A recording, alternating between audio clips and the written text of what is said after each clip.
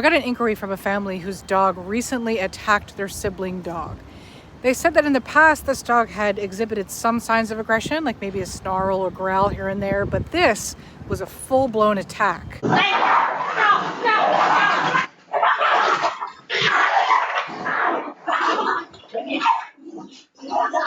Now, if I know anything about dog aggression, I know that it's usually not totally random. Obviously, there was something that was missed here. The owners claim that they've never seen this kind of behavior. However, there's usually something leading up to it, and there's usually a reason why the dog is lashing out.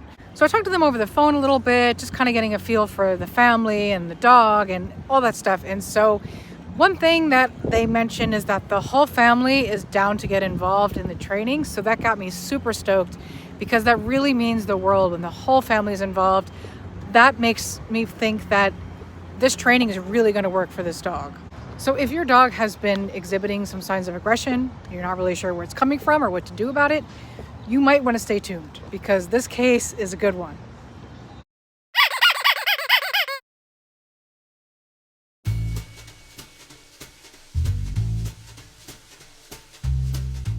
So the names of the dogs are Lexi and Zoe. Lexi is the one that is becoming aggressive, and Zoe's the one that's just kind of a little nugget who has no idea what's going on.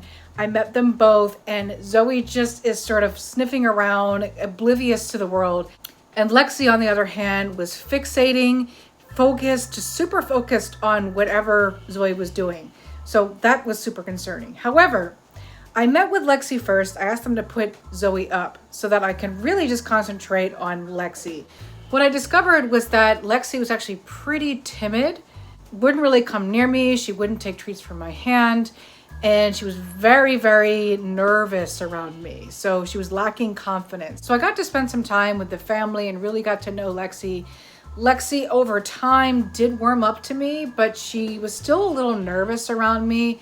She did eventually take treats from my hand, but any kind of noise that was made, she would jump 1,000 feet. So later it was discovered that both dogs were actually gotten during COVID. So this is actually a really common problem I see.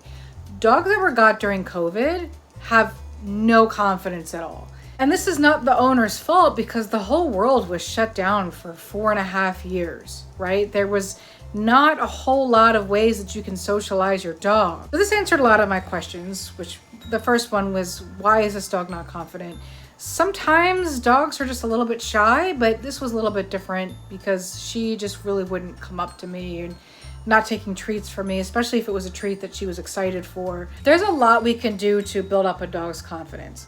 Any kind of enrichment training is going to be crucial to this dog's and perhaps your dog's growth.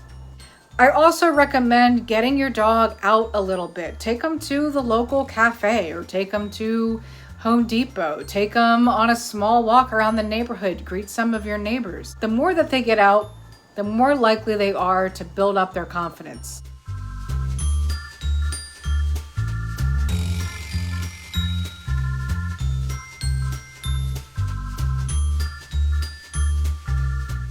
Now, this is only the first session that I've had with them. This is going to take a few sessions.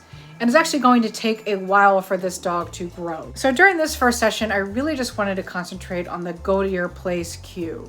Now, they were using a mat, so the cue was mat instead of go to your place. The objective here is simply to get your dog to go to the mat to feel safe, comfortable, and by themselves.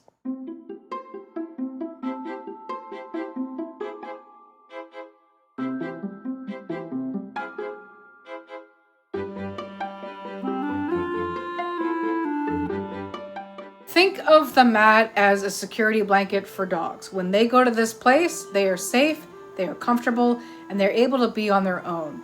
So this is going to help with some of Lexi's timidness, but it's also going to help give the dog space. Come on. Good. Now, place training is super, super important. I think it's often overlooked because most of us just think like, well, my dog has a bed, but this is going to be very, very specific to our training process. So your bed is just a fluffy thing that, they get comfortable on, but your mat means something very specific. And the mat means I want you to go to your mat and I want you to hold this down, stay on the mat until I say you can leave the mat. So we took the first step in this process and we taught Lexi to go to her mat on cue. Now, I'm not sure Lexi would just go to her mat on cue, but she did, however, go there just because, which means that she likes it. She feels safe there. She laid down on it. She even took a little nap on it, and that's a good sign. The whole family took turns lowering Lexi onto the mat, and getting Lexi off the mat, and getting her down onto a mat, and getting her off the mat, and getting her back on the mat. The whole family took turns with this, and it was it was brilliant. I think everybody did really well at this cue.